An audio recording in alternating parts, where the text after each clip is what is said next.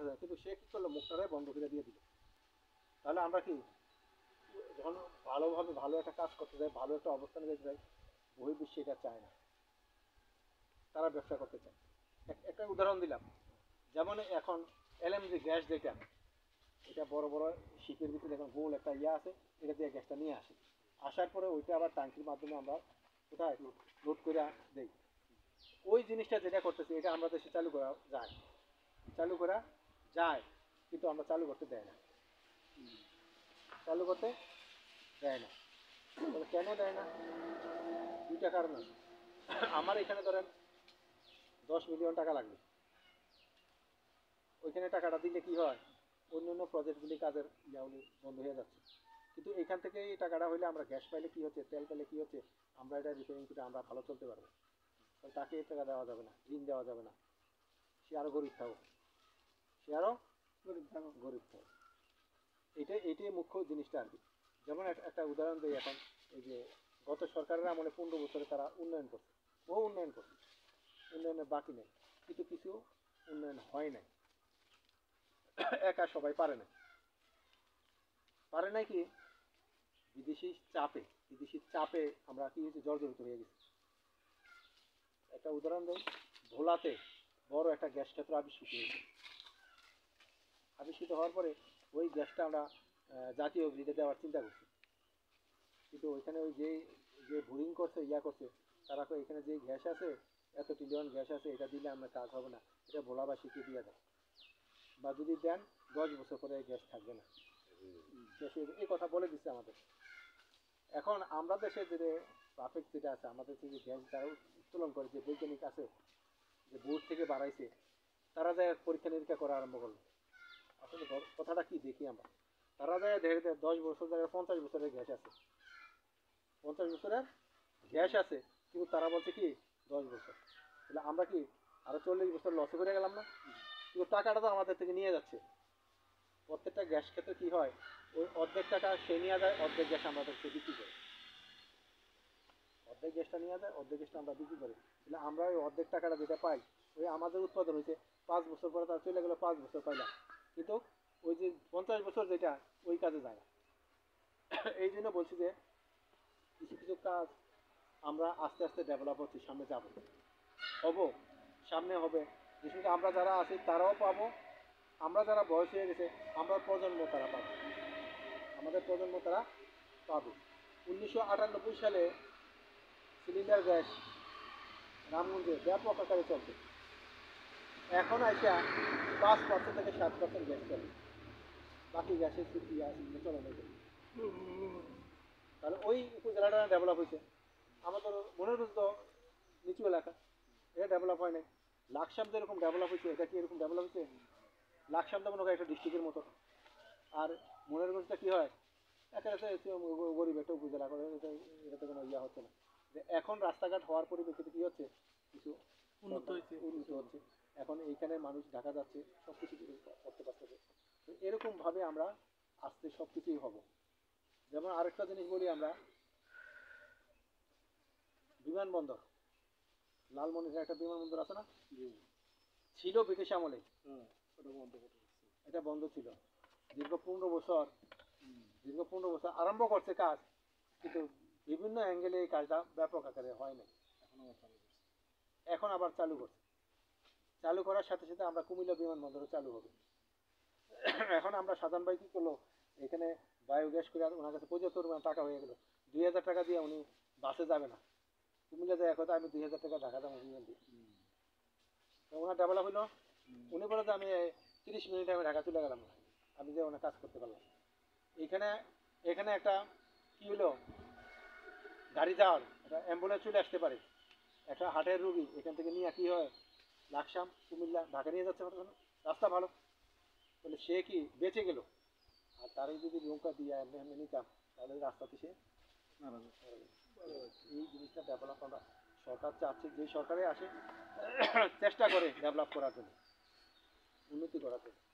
এটা সামনে আমরা আরও হবে, আরও আলোচনা হবে, আরও জানবো, এটাই হচ্ছে মেন কথাটা। তাহলে আজকে আমরা এতটুকু, কালকে আমরা আসবো, খাতা কলম যেগুলি আছে, ইঞ্জিনিয়ার আসবে, সবাই আসা কালকে এটা হবে, আমরা 20 জনে উপস্থিত থাকবো। 21 জন প্রয়োজন নেই, একজন হইলে আমরা একজনের গ্রহণ করলাম। যেই নামগুলি আছে এই নামগুলি আমরা কালকে কদিন হবে সবাই আসছে? 20 জন আসে নাকি আমরা? আছে কোনোদিন আছে আসেনি? কতজন? খালি নেই, খালি নেই, 17 জন। 17-18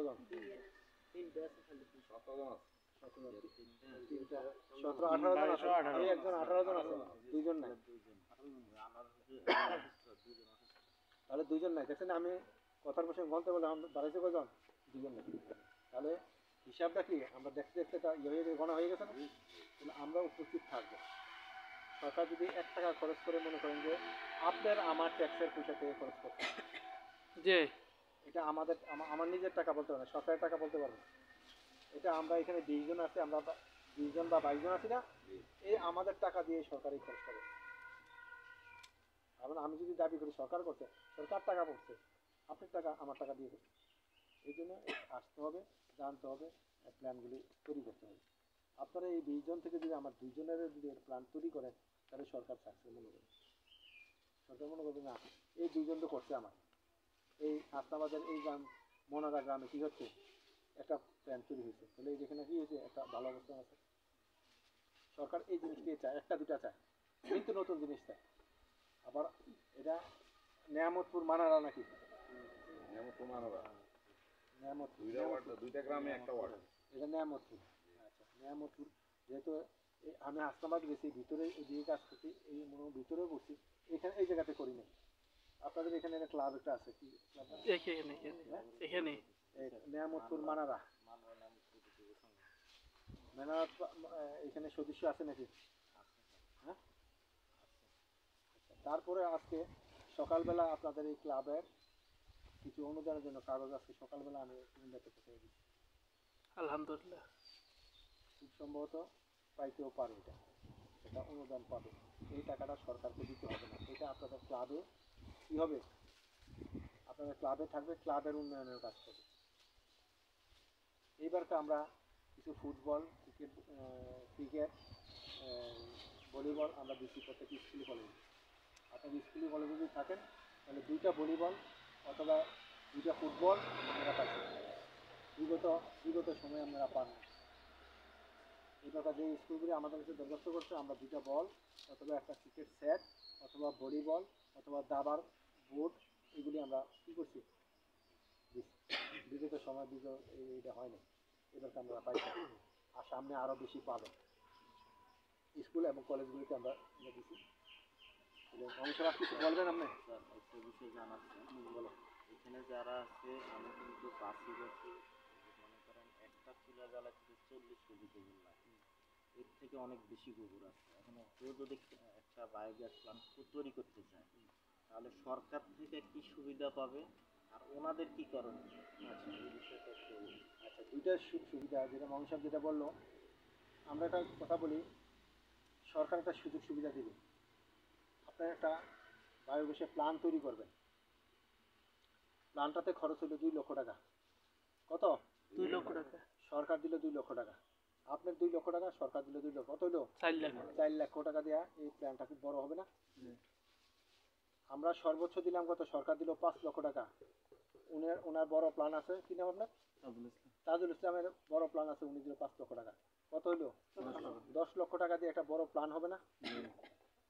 5 লক্ষ টাকার এই যে টাকাটা সরকার দিবে, কিভাবে দিবে টাকাটা? উনি বললে তো আর টাকাটা দিবে না সরকার, একটা মাধ্যম আছে না? এখন সে প্রথমে হবে, ওনার একটা সার্টিফিকেট আমরা দেবো। এই 20 জন যারা আছে না, এই 20 জনকে আমরা একটা সার্টিফিকেট দেবো। সার্টিফিকেট পাওয়ার পরে সে ঋণের জন্য আবেদন করবে আমাদের যুবন অফিস, যে আমি এটা প্ল্যান করতে চাই, আমার 40 কেজি না, আমার 80 কেজি গোবর হবে, আমার 80 কেজি গোবর হবে, আমার এই বড় ইয়া আছে।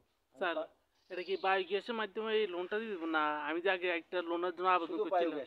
বায়োগ্যাস, শুধু বায়োগ্যাস প্রজেক্টের জন্য, বায়োগ্যাস প্রজেক্টের জন্য। ধরুন 5 লক্ষ টাকা আমরা এটা দেখলাম, আমরা এসে দেখলাম, দেখার পরে এখানে 5 লক্ষ টাকা দেওয়ার জন্য সরকার দেখলো না এই লোকটা 5 লক্ষ টাকা ফেরত দিতে পারবে সরকারকে। কত? 5 লক্ষ টাকা ফেরত দেবে কত? 2 বছরে। সরকার যে টাকাটা